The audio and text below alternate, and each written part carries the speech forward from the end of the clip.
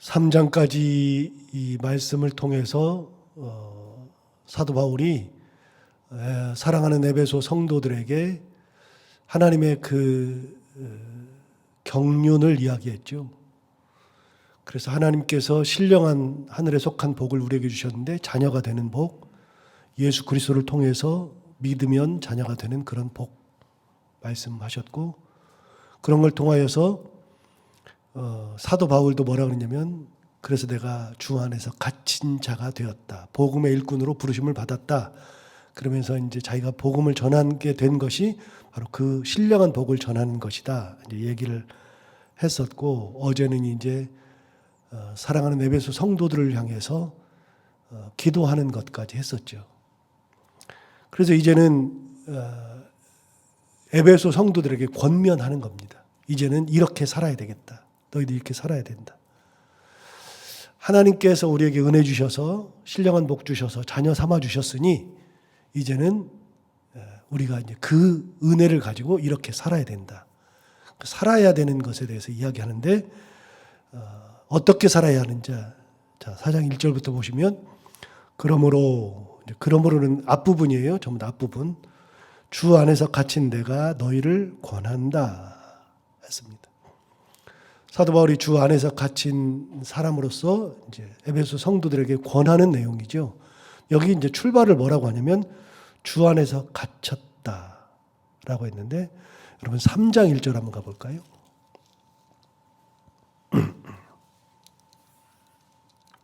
3장 1절에 보시면, 이러므로 그리스도 예수의 일로 너희 이방인을 위하여 갇힌 자 된 나 바울 그랬죠. 3장 1절에서도 본인을 갇혔다고 얘기했습니다. 무엇 때문에 갇혔느냐? 그리스도의 일로 갇혔다. 하나님의 복음을 전하는 일로 내가 갇혀 있다라고 이야기하는 거죠. 3장에서도 갇혔다고 얘기했는데 4장 1절에서도 주 안에서 갇혔다라고 얘기합니다.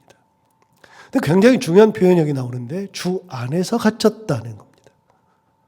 다른 곳에서 갇힌 것이 아니라 주님 안에서 갇혀 있는 겁니다. 사도 바울은 자유인입니다. 갇힐 이유가 하나도 없습니다. 그런데 주님 안에서 갇힌 것은 내가 주님 안에서 있다 그 말입니다. 내가 자유를 누리지만 주님 안에서의 자유를 누리고 주님 안에서 내가 살아가고 주님 안에서 모든 것 행한다, 이렇게 이야기하는 거죠. 여러분, 거기에 갇혀 있는 것은 굉장히 중요한 겁니다. 사람은요 이렇게 매여 있습니다. 이건 이제 다른 표현으로 하면 매여 있다는 표현과 같은데요, 사람은 매여 있을 수 있습니다. 여러분이 교회에 등록을 하면 그 교회에 매여 있게 되는 겁니다. 그 교회의 룰을 따라야 되는 겁니다. 그 교회 목사님이 나의 목사님이 되는 겁니다. 그 교회에서 애경사가 있으면 그러면 당연히 애경사에 내가 참여하게 됩니다.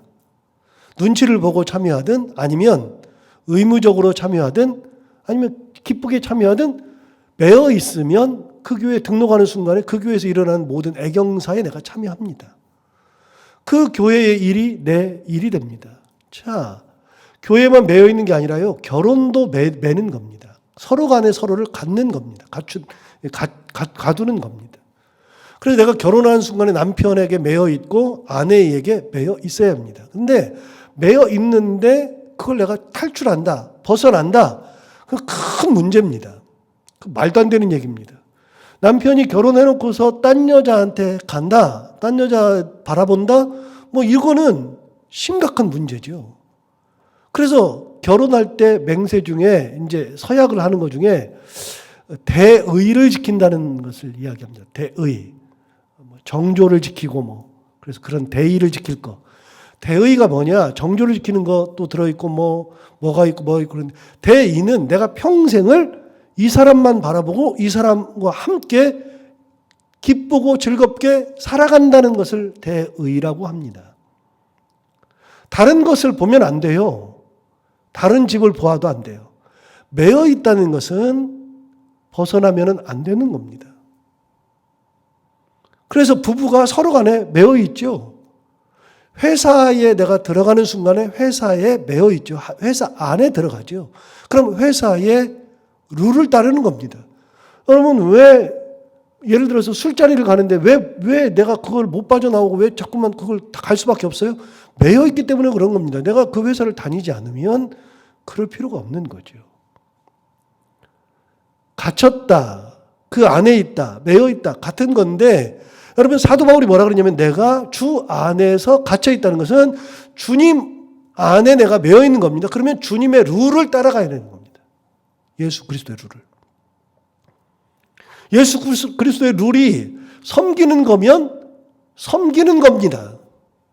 그러니까 우리는 이중생활하면 안 되는데요. 예수 믿으면서 신앙생활하면서 이중생활을 해요. 왜요? 자꾸 교회에서 사람의 룰을 따르려고 그러고 세상적 법을 따르려고 그래요. 그러니까 안 되는 거예요. 절대로 안 되는 거예요. 교회에서는 예수 그리스도가 주인이시고, 그럼 예수님께서는 섬기러 오셨기 때문에 신앙생활하는 사람들은 섬기는 자리로 내려가는 자리지, 섬김을 받는 자리에 서면은 안 되는 건데, 자꾸만 우리는 신앙생활하고 교회생활하면서 자꾸만 높아진다 그래요. 신앙생활하면서 내가 이렇게 거기 가면 높아진다고 자꾸 생각을 해요. 아니에요. 여러분, 직분을 받으면 받을수록 높아지는 게 아니라 섬김의 자리로 내려가는 거예요. 그게 기본이에요. 그런데 우리는 이중생활이에요. 그걸 알면서도 세상적 삶을 살아간다고요. 그래서 세상적 삶을 사니까 자꾸만 내가 높임 받으려고 그러고 대접받으려고 그러죠. 여러분, 교회의 성도들은요, 대접받는 자리에 가는 것이 아니라 대접하는 자리에 가는 거예요. 자꾸만.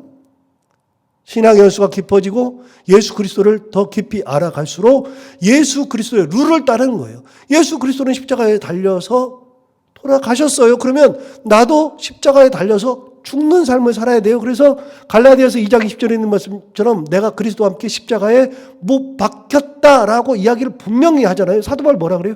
내가 그리스도와 함께 십자가에 못 박혔나니 그런즉 이제는 내가 산 것이 아니요 오직 내 안에 그리스도께서 사신 것이라 이야기하잖아요. 내 안에 그리스도께서 사시는 거죠. 십자가에 못 박혔다. 여러분, 죽었다는 얘기인데 죽은 사람이 무슨 끽소리라도 합니까? 아무 소리 못하지. 저는 장례를 많이 치러봤는데, 정말 많이 치러봤는데, 장례를 치러보면서 느끼는 거, 이제 제가 그런 얘기 가끔 했잖아요. 저는 처음에 장례 치를 때 정말 깜짝 놀랐어요. 정말 막 너무 가슴이 요즘은요, 아예 그냥 염을 못 합니다. 염은 다 장례 지도사들이 다 합니다. 그래서 이제 그분들이 아예 그냥 염을 다 해놓고 오라 그래요. 그럼 가서 이제 딱 보면 깨끗해요. 그런데 옛날 우리 이제 저보다 한참 어려요. 한 20년 전 목사님들은요, 30년 전 목사님들은 직접 염을 다 했다고요. 돌아가시면 목사님들이 다 염을 다 했어요. 알코올로 다 닦아주고, 그래서 막 다 닦아내고, 그리고서 뭐 이렇게 수의도 다 입히고 다 했어요. 저도 사실은 옛날 생각을 가지고 있어서 저는 염을 하라 그래도 할 것 같아요. 염을.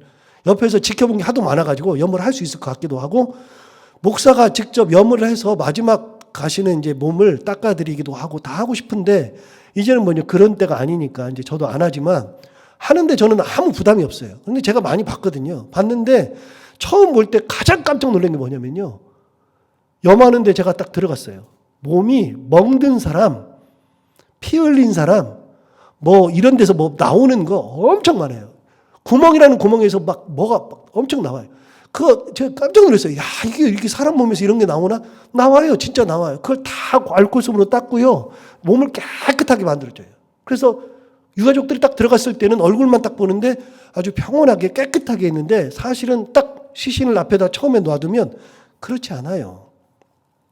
그런데 제가 진짜 놀란 건 그게 아니라요, 콧구멍에다가요 솜을 틀어 막는데 막 드는데 엄청 들어가요. 귀도 들어가고요, 입에다가도 막 집어넣어요. 왜요? 속에서 못 나오게 하기 위해서. 제가 그걸 보면서 무슨 생각이 들었냐면, 야, 저 양반 답답해서 어떡하냐. 이거 너무 답답한 거예요, 제가 보는데. 근데 여러분, 죽은 사람이 무슨 답답한 게 어디가 있어요. 나중에서야 이제 그런 생각을 가지고 이제 몇 번 보다 보니까 이제 그럴 수 있구나 싶은데, 여러분, 얼마나 답답한지 몰라요. 보는 것만 해도 답답해요. 죽은 사람은요, 말이 없어요. 뭔 말이 있어요? 말 자체가 없는 거지. 그런 사람들은 말이 없고요, 자기가 무슨 일을 당해도 가만히 있어요. 그리스도와 함께 십자가에 못 박힌다는 것은요, 말하지 않겠다는 거예요. 내가 희생하겠다는 거예요. 그러니까 주 안에서 갇혔다고 하는 것은 예수 그리스도의 룰 속으로 내가 들어가는 거예요. 예수 그리스도의 삶 속으로. 주님의 뜻대로 내가 사는 거예요. 사도 바울이 얘기하는 게 바로 그거예요. 내가 그리스도의 일로 말미암아 갇힌 자 되었다. 주 안에서 갇힌 자 되었다. 왜 자꾸 이런 소리 해요? 그런 소리는 내가 내 정신으로 내가 내 생각으로 사는 게 아니다 그 말입니다. 주님의 뜻대로 살아간다. 자, 예수 믿으면서 우리가 항상 느껴야 되는 거, 생각해야 되는 게 뭐냐면요. 이중 생활을 웬만하면 청산을 해야 돼요. 항상 말씀드리지만 이중 생활을 완전히 청산하지 못해요. 우리 인간은. 왜요? 육신을 입고 있기 때문에. 저도요, 칭찬받는 거 엄청 좋아해요. 저도 누가 선물 주면 엄청 좋아요. 저도 누가 잘했다 그러면 엄청 기분 좋아요. 그런데 목사님 그게 뭐냐 그러면 기분 엄청 상해요. 저도 싸울 때 있어요. 그거 못 버려요. 인간이 어떻게 버립니까? 그리고 저도 대접받고 싶어요. 대접하려고 노력하고 낮은 데로 내려가려고 노력하지만 안 돼요, 그거. 최대한 노력할 뿐이지. 이중생활을 청산한다 그래서 완전히 청산하느냐, 세상적 가치관을 완전히 없애느냐, 불가능해요. 그걸 없애면은 천국 갔을 때는 없애는 거지. 그건 불가능하고요. 하나님은 없앨 수 있죠. 예수 그리스도만 없앨 수 있지. 누가 없애요? 그거 다 있어요. 있는데 되도록이면 항상 주님의 그 은혜를 가지고 주님의 길을 따라가면서 점점 청산해 나가는 거예요. 세상적인 것을 가치관을 버리고 예수 그리스도의 가치관으로 점점 바뀌어가는 거죠. 바뀌어야죠. 완전히 없을 수는 없어요. 내가 그리스도 안에 갇혀있다. 주 안에서 갇혀있다 그랬으면 완전히 갇혀있지 못해요. 우리는 육신을 입고 있기 때문에 이 땅을 살고 있기 때문에. 그러나 갇혀야죠. 이중생활 청산하려고 노력해야죠. 사도 바울 계속 얘기하는 거예요. 내가 주 안에서 갇혀있다. 그 말 속에 다 들어있는 겁니다. 내게는 주님밖에 없다. 내가 주님 안에 들어가 있다. 주님의 룰이 나를 지배하고 있다. 나는 주님의 룰로 살아간다. 자, 그렇게 예수님의 마음으로 예수님의 뜻대로 살아가는 사도 바울이 권면한다는 거예요. 자, 그러면 여러분 사도 바울이 권면을 우리가 이제 안 봐도 훤합니다. 무슨 권면할까요? 에베소 성도들에게 세상적인 삶을 살아라고요? 아니죠. 무슨 권면이요? 예수 그리스도와 관련 있는 권면하는 겁니다. 안 봐도 뻔하죠. 그리스도의 룰을 권면하는 거죠. 자, 그럼 뭘 권면하느냐? 자, 1절 다시 보시면 그러므로 주 안에서 갇힌 내가 너희를 권하노니 너희가 부르심을 받은 일에 합당하게 행하라. 사도 바울만 부르심을 받은 게 아니라 에베소 성도들도 다 부르심을 받았습니다.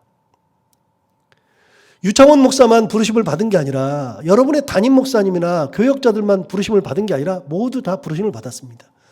그리고 부르심이라고 하는 것을 고상한 신학적 용어로 하면 소명이라고 합니다. 소명. 우리 소명 그러잖아요. 소명을 받았다. 소명을 다 누구한테만 쓰냐면 목회자들한테만 다 썼어요. 그런데 이미 1700년대에 막스 베버라는 사람이 소명을 이야기할 때 목회자 소명서를 이야기하는 게 아니라 무슨 소명서를 얘기했다고요? 직업 소명서를 얘기했습니다. 이건 1700년대 사람입니다. 이미 1700년대에 소명이라고 하는 것은 직업도 소명이다라고 이야기했습니다. 무슨 말이냐면 하나님께서 내가 나로 하여금 그 직업을 하게 했을 때는 그 직업을 통해서 나를 부르셔서 나를 그곳에서 하나님의 뜻을 이루면서 살으라고 했던 직업 소명을 얘기한 겁니다. 목회자만 소명이 아닙니다. 굉장히 중요한 개념을 말했습니다. 우리는 목회자만 소명이라는 말을 쓰니까 소명 받았다 그러면 굉장히 귀하게 하나님의 특별한 부르심을 받은 사람이라고 생각하는데 그게 아니고요. 세상 사는 사람들은 모두가 다 하나님 앞에 소명을 다 받은 겁니다. 어떤 소명 받으셨어요? 가정에 결혼하면서 그 가정을 하나님의 은혜 가운데에 하나님의 가정으로 만드는 소명을 받은 거 아닙니까? 자녀를 낳았어요? 자녀를 낳았으면 내가 이 자녀를 잘 키우는 하나님의 소명을 받은 겁니다. 이게 왜 중요하냐면요. 여러분, 우리가 가지고 있는 개념 중에서 잘못된 개념 중에 하나가 뭐냐면 자녀들이 내 거라고 얘기해요. 내가 너를 어떻게 해줬는데, 내가 너를 낳았는데, 내가 너를 어떻게 키웠는데, 내가 너에게 들어간 게 뭐. 여러분 다 그렇게 얘기하는데 신학적으로는요, 자녀는 하나님께서 나에게 위탁하신 겁니다. 여러분, 자녀가 내 거예요? 하나님 거예요? 하나님 거잖아요. 하나님 겁니다. 그래서 여러분, 내 거라고 생각하면 안 됩니다. 그런데 우리 많은 부모들은 세상적 가치관에서 내 거라고 생각합니다. 내가 키웠다, 내가 했다, 다 그러는데 여러분, 그게 아니라요, 하나님께서 내게 맡겨주신 겁니다. 자녀를 우리가 위탁받은 건 청직입니다. 그러면 자녀를 키울 때 어떻게 키워요? 하나님께서 이 자녀를 키우는 방향으로 내가 키우는 거지, 내 욕심으로 키우는 게 아니거든요. 그래서 내가 자녀를 낳으면 하나님의 자녀를 내가 잘 키우는 소명을 받은 겁니다. 교회에서 직분을 받았어요. 직분도 소명입니다. 하나님께서 불러서 여러분에게 직분 주신 거 아닙니까? 전부 다? 서리집사로, 안수집사로, 권사로, 그리고 장로로, 목사로, 목사만 특별한 게 아니라 모두가 다 하나님의 직분을 받은 겁니다. 내가 받은 직분이 다 소명입니다. 그러면 하나 더요. 직임을 받았습니다. 교회에서 직임을 받으면 성가대로, 반주로, 지휘로, 그 다음에 교사로, 청소하면서, 아니면 이렇게 선교회장으로, 전부 다 받았습니다. 직임을 받은 것도 하나님께서 나를 부르셔서 나를 거기다 앉혀놓은 거라고 신학은 이야기합니다. 여러분, 부르셨잖아요. 하나님이 부르셨죠. 그러면 누가 불렀는지를 생각해보면 답이 나옵니다. 여러분, 나를 부르신 분은 하나님이시죠. 나를 거기다 앉혀놓으신 분도 하나님이시죠. 나를 여기서 세우신 분도 하나님이시죠. 나를 그 가정에 보내신 분도 하나님이시죠. 나를 그 아이를 기르도록 하신 분도 하나님이시죠. 이 직업을 갖게 하신 분도 하나님이시죠. 그럼 여러분, 내가 모든 것을 행할 때는 하나님이 기준입니다. 하나님. 그러면 하나님의 뜻대로 하는 거죠. 그래서 뭐라고 합니까? 부르심을 받은 일에 합당하게 행하여야 한다. 하나님의 뜻대로, 주님 뜻대로 합당하게. 그래서 첫 번째가 뭐냐? 부르심을 받은 일에 합당하게 행하여라. 왜요? 주 안에서 갇혀 있으니까. 그럼 사도 바울만 주 안에서 갇혀 있느냐? 아니요. 에베소 성도들도 예수 믿는 순간부터 하나님 안에 갇혀 있는 거예요. 주 안에서 갇혀 있는 거죠. 그러면 사도 바울뿐만이 아니라 에베소 성도들뿐만이 아니라 저뿐만이 아니라 성도들 모두가 다, 예수 믿는 사람들은 모두가 다 부르심을 받았으므로 부르심을 받은 일에 합당하게 행해야 합니다. 상관없습니다. 어디든 상관없습니다. 가정, 자녀를 기르는 일, 남편과의 관계, 아내와의 관계, 교회에서의 일들, 그 다음에 직업을 가지는 것들, 내가 회사를 다니는 것들, 그게 다 부르심이면 부르심에 합당하게 행하는 겁니다. 하나님의 뜻대로. 자, 2절 보실까요? 모든 겸손과 온유로 하고 오래 참음으로 사랑 가운데서 서로 용납해라. 자, 뭘 할 때 모든 겸손과 온유로 하랍니다. 교만할 이유가 하나도 없습니다. 자, 다시요. 저를 이곳에 세운 분은 하나님이시죠. 그럼 제가 이곳에서 서서 말씀을 전하고, 목회도 하고, 어제는 또 장례식장도 갔다 오고, 조직도 하고, 다 하고 그러니까 대단해 보이는데, 하나님께서 이 자리에 저를 세우지 않고 다른 사람 세울 수 있어요, 없어요? 있죠. 하나님이 세우셨으므로 하나님의 마음으로 하는 건데 제가 교만할 이유가 뭐가 있어요? 여러분, 이 땅에 있는 모든 목사들이 교만할 이유가 뭐 있어요? 하나도 없다니까요. 하나님이 이 자리에 세워주신 것을 생각하고 겸손하게 가는 거예요. 내가 하는 것이 아무것도 없잖아요.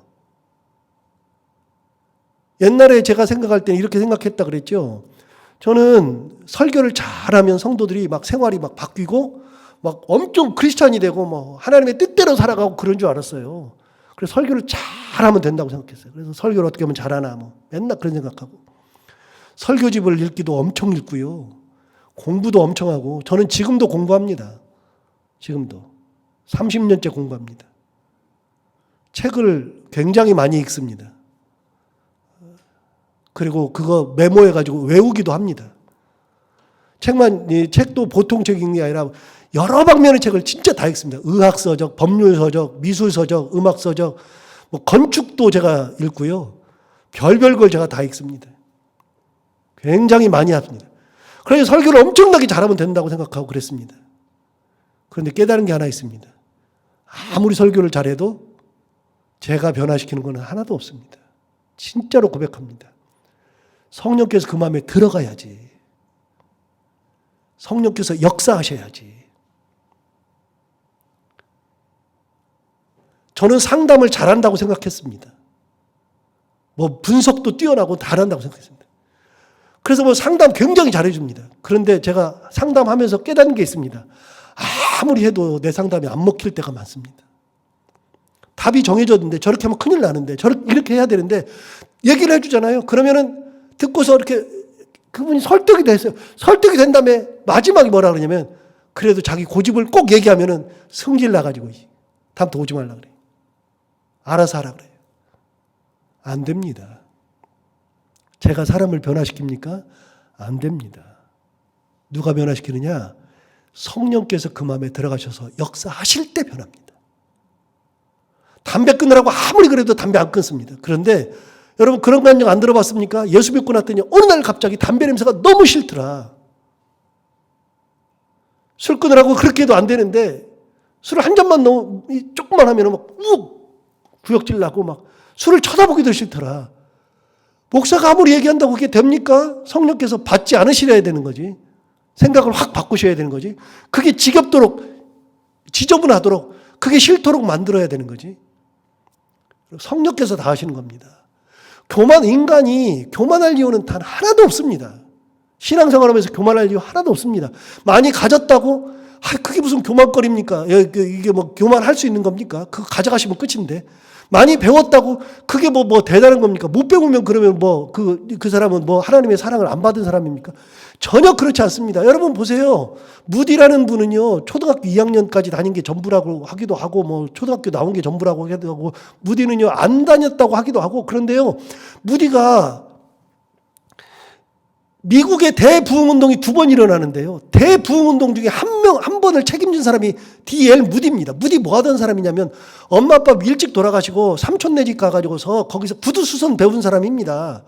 구두수선만 하던 사람인데 그런데 신앙생활 열심히 하다 보니까 그냥 열정이 있어가지고 교회학교를 하는데 교회학교 하면서 막 아이들 위해서 밤새 기도하고 아이들 찾아다니고 아이들 막 그러다 보니까 아이들이 변화가 되는 거예요. 그리고 말씀대로 살아가고 그러니까 막 그 반이 막 많아지다 보니까 목사님이 강대상에 한번 세운 거예요. 한번 간증 한번 해봐라. 그래서 간증을 했는데 그 간증을 듣고 그 교회 사람들이 다 뒤집어진 거 아닙니까?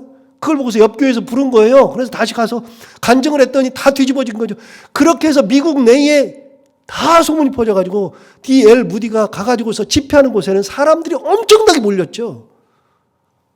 미국의 대부흥운동이 2번 지나가는데 그 중에 한 번을 책임진 사람이 D.L. 무디입니다. 그런데 여러분, D.L. 무디가 정말로 대단합니다.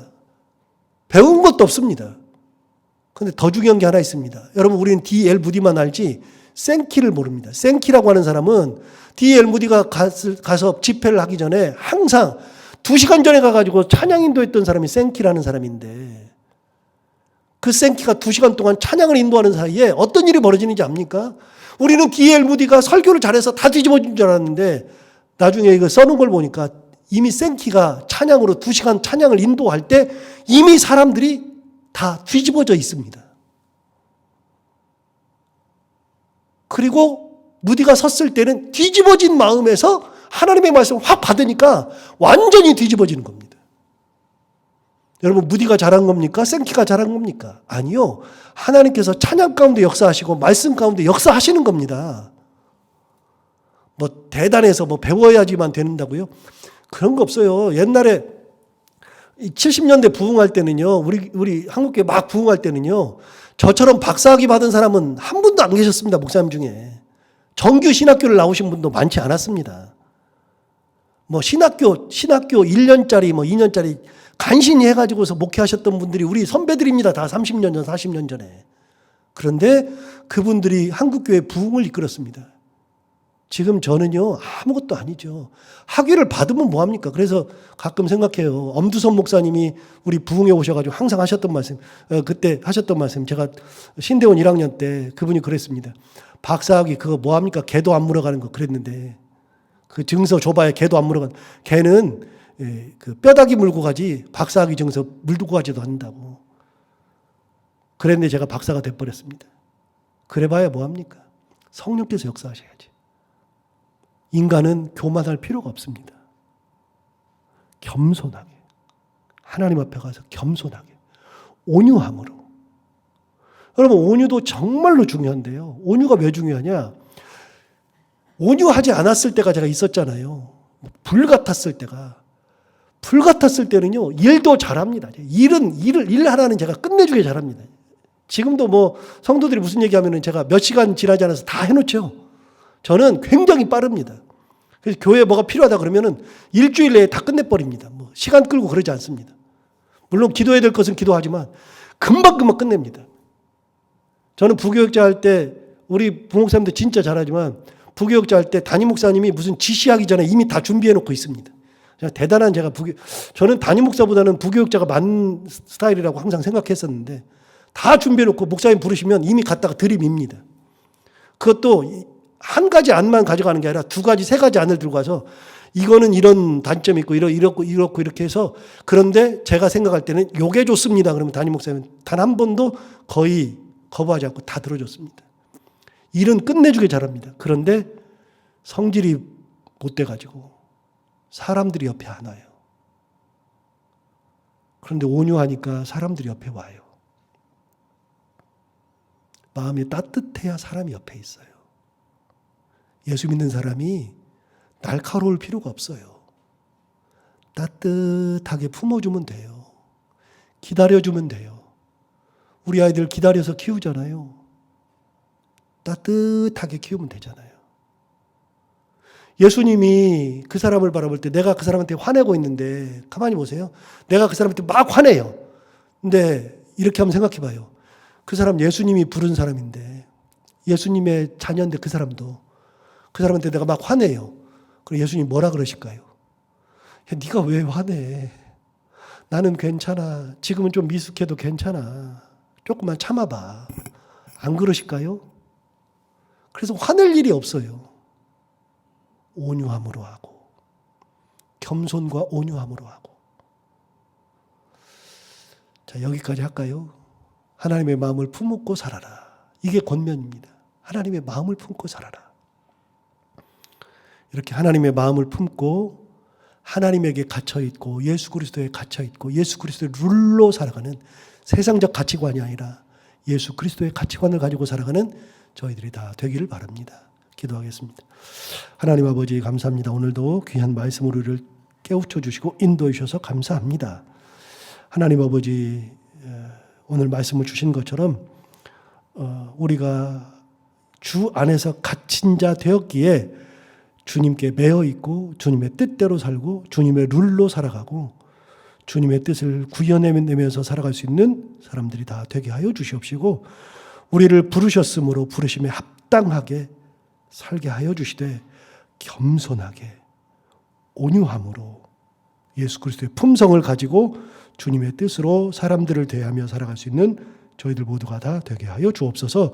하나님 아버지 가끔 보면 저도 어떤 것에 열이 받아가지고 엄청 화를 낼 때도 있고 막 괴로워할 때도 있는데 가만히 생각해 보면 그러지 않아도 되는 건데 그럴 때가 참 많습니다.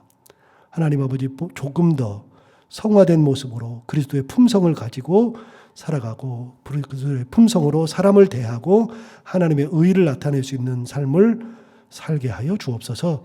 오늘 하루를 살아갈 때 이 말씀을 기억하며 살게 하여 주옵시고 해야 되는 것들을 기쁨으로 감당하고 만나는 분들과 함께 웃고 행복한 하루가 되게 하여 주옵소서.